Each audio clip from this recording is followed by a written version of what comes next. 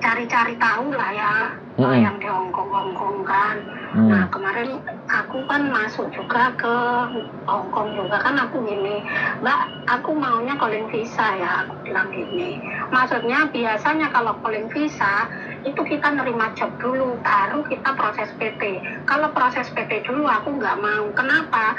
Kalau kita udah dimasukkan ke PT, kita nggak bisa kemana-mana. Sedangkan nunggu di satu PT itu kita belum tentu cepat.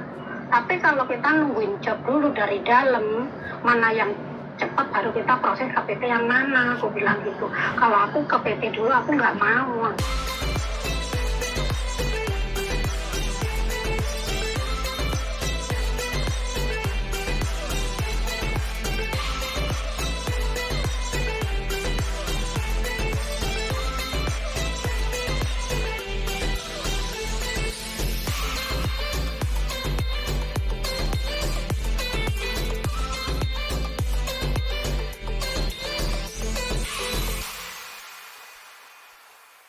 Halo, selamat malam. Iya, gimana Pak Sandro? Nah, ini masuk ke konten ya, Bu. Jadi kalau Mbak apa Bu, Mbak ya, masuk di konten. Jadi jangan menyebutkan identitas apapun atau namanya siapapun. Halo? Oh, oke. Nah, jadi apa yang Anda butuhkan atau ada apa yang bisa saya banting? Saya banting. Gimana, Mbak? Dibanting, Pak. Iya, gimana? Aku kan pulang dari Taiwan ceritanya. Siap. Bulan Maret. Nah, sekarang saya pengen menuju ke Hongkong gitu. Keren. Tapi kalau bisa tuh calling visa kayak gitu. Yang bahasa Mandarin. Kayak gitu, Pak. Kira-kira bisa membantu? Bisa dong. Sekarang pertanyaannya kita samakan dulu. Calling visa menurut sampean itu gimana? Kalau ya menurut saya kan kita cari jobnya langsung dari Hongkong. Kalau udah dapat job dari Hongkong, kita baru proses di PT. Biasanya yang saya tahu kalau lewat PT kan kayak gitu kan. Kayak gitu, Pak. Yoi. Bukan masuk PT dulu. Tapi kita nyari jobnya di Hongkong langsung. Terus kalau udah dapat job turun, barulah saya diarahkan proses ke PT yang mana biasanya dituju sama agensi yang ada di Hongkong. Kayak gitu. Oke. Bisa? Gimana? Bisa. Kan tunggu di rumah. Sampai tinggal kirim data. Iya. Saya taruh di agent. Agentnya 2 atau 3. Ya kan? Setelah ditaruh 2 atau 3, mana yang laku, mana yang nelpon sampean, mana yang ngajak interview, selesai kan, baru PT-nya ditunjuk, selesai, PAP. Tapi sekali lagi saya ngomong, karena setiap agent punya link PT yang berbeda-beda. Bisa dipahami ya. Jadi gini, misalnya saya cerita nih, data sampean masuk ke 3 agent, A, B, C, oke? Nah, 3 agent ini mempunyai PT yang berbeda-beda, ya. Oke. Nah, misalnya PT A. Ternyata sampean ditelepon sama PT A, ya kan? Data B sampai C otomatis sampean masuk otomatis sampean ngangkat yang A. Kemudian yang A sampean udah dapat majikan, sampean sudah interview, oke? Habis itu agent A tadi kan punya PT D, PT D ya. A, B, C, PT-nya D. Ya sudah, sampean akan dimasukkan ke PT D. Kebijakan dari PT D, potongan dari PT D, itu sampean harus terima konsekuensinya.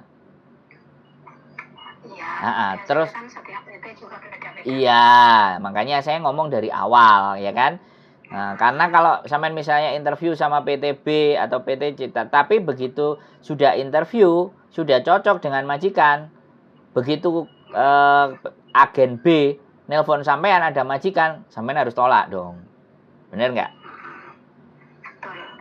Jangan sampai ini diterima, semua diterima semua. Sampean langsung di black. Kalau kayak gitu. Nama sampean akan berdampak, repot.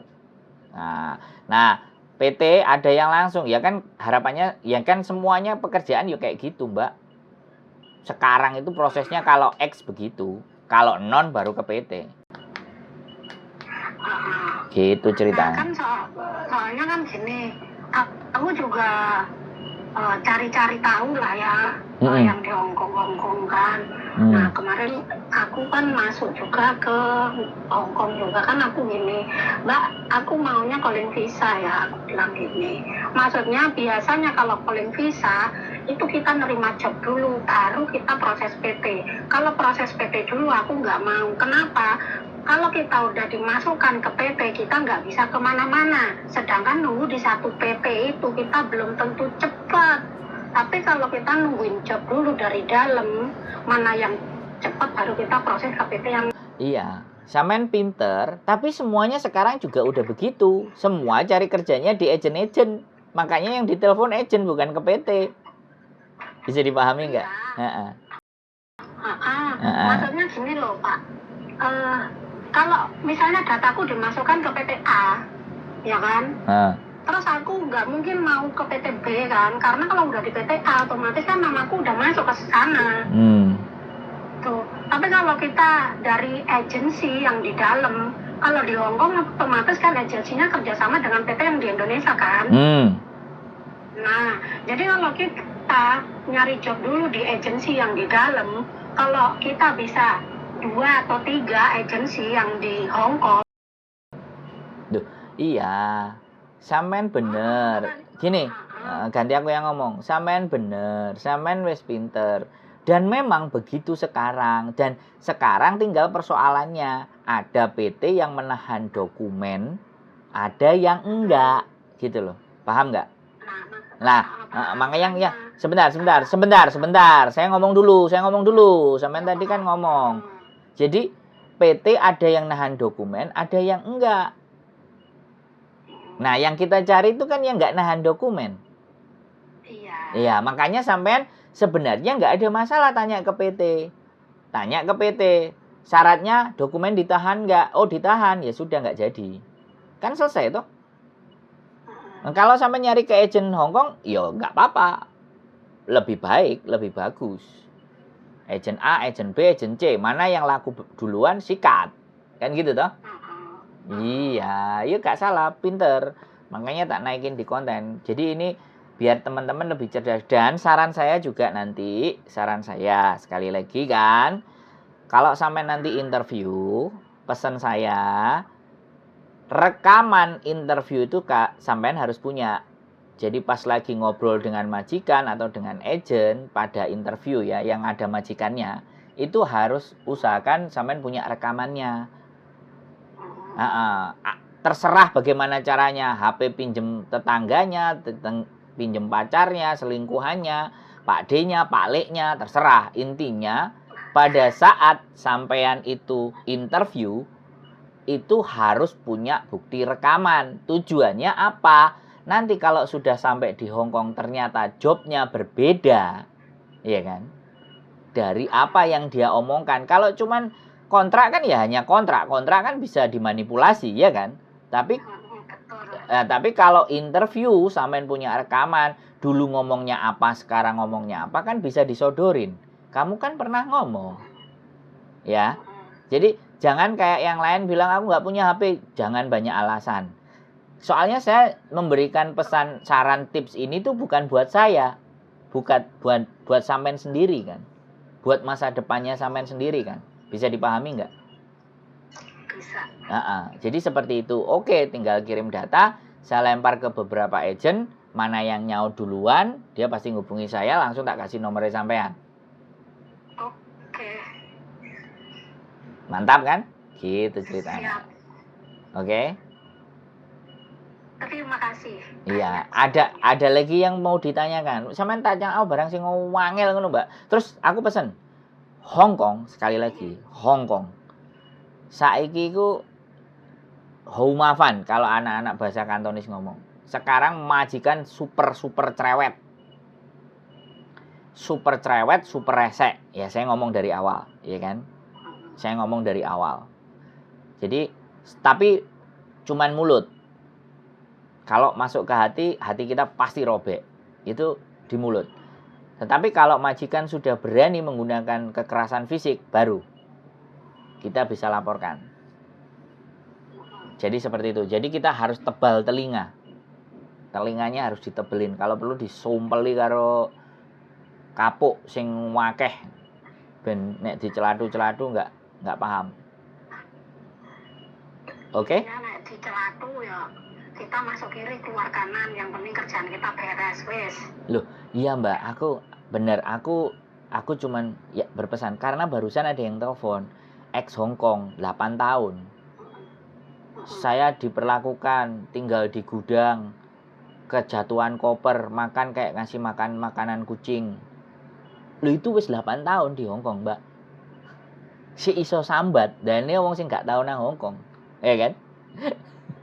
Iya kan? Jadi Tapi gimana? Tapi kok bisa ya? Dia tinggal di gudang, tapi nggak komplain.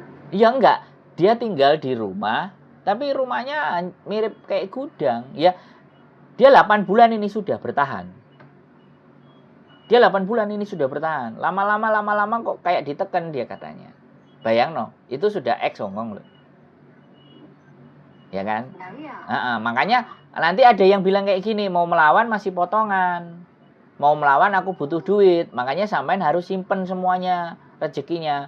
Barangkali untuk prepare, untuk persiapan-persiapan. Yang kejadian kasus-kasus yang kayak gitu. Terus tiba-tiba kita nggak punya pilihan. Terus isone nangis. Nah kan kita itu dicurhati. Sampean belum nonton kontenku kan? Belum. Nah tonton konten saya ya. Sandro Jabrik. Wong ganteng sak donya. Jadi biar sampean juga tahu muka saya, sampean tahu yang diajak ngomong, jadi mau orangnya kayak gimana, performanya seperti apa, terus di Hong Kong seperti apa, bagaimana, kan gitu tuh, bener nggak? Iya, aku cuma ngeliat YouTube-nya Miss Uni. aja. Ya, karena belum kesampean. Karena di tempatnya Miss Uni sudah hampir 40K, punya aku baru 3,6, lebih sedikit, jadi belum terlempar jauh. Tapi begitu sampai nanti lihat bisa cek lah, kan gitu. Terus dikasih. Bisa dikirim linknya. Bisa, tenang pasti. Ada lagi kira-kira yang harus saya jawab atau seperti apa? Udahlah cukup. Cukup ya Mbak. Kelihatannya semangat ini sampean. Kelihatannya saya bisa ketemu sama sampean nanti di Hong Kong. Mudah-mudahan. Iya, kita doakan yang terbaik buat kita semuanya, buat sampean dan buat saya. Terima kasih. Ya. Siap. Sehat selalu Mbak ya. Matur sembah nuwun. Amin, doa yang sama buat bapaknya juga. Oke. Assalamualaikum. Waalaikumsalam warahmatullahi wabarakatuh. Oke teman-teman semuanya. Optimisme, semangat sebelum berangkat ke Indonesia itu pasti tercermin dalam diri kalian. Tapi apakah itu juga tetap optimis ketika kita menghadapi di Hong Kong?